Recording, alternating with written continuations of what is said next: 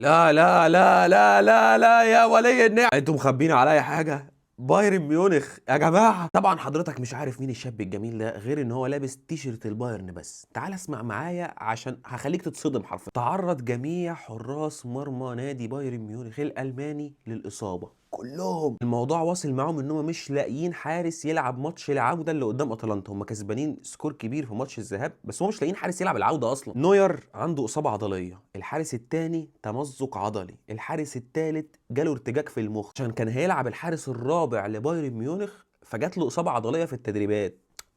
انت متخيل ايه؟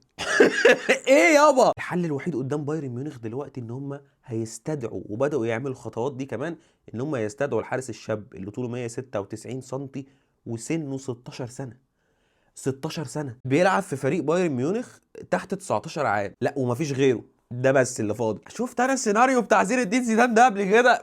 يعني اللهم بارك يا ابو كباتن، اعمل نفسي مش واخد بالي. سلام عليكم.